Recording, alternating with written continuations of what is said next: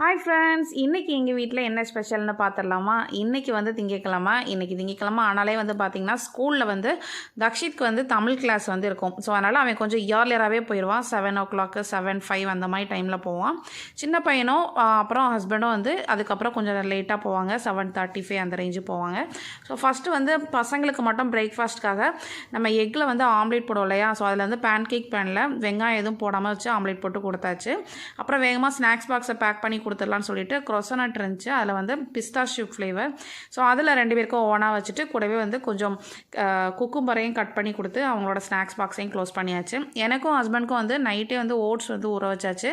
காலையில் வந்து கொஞ்சம் ஆப்பிள் அதுக்கப்புறம் பாதாமையும் தனியாக ஊற வச்சுருந்ததையும் எடுத்து மிக்ஸ் பண்ணி பிரேக்ஃபாஸ்ட் கம்ப்ளீட் பண்ணியாச்சு. லஞ்சுக்கு வந்து சூப்பராக இன்றைக்கி வந்து கோபி பரோட்டா தான் செஞ்சு கொடுத்துருந்தேன். கோபி பரோட்டாவும் சிக்கன் கறியும் தான். ஸோ இது 2 காம்பினேஷன் பேக் பண்ணி இன்றைக்கி லஞ்ச் பாக்ஸையும் க்ளோஸ் பண்ணியாச்சு. இதுதான் இன்றைக்கி எங்களோட ஸ்பெஷல்.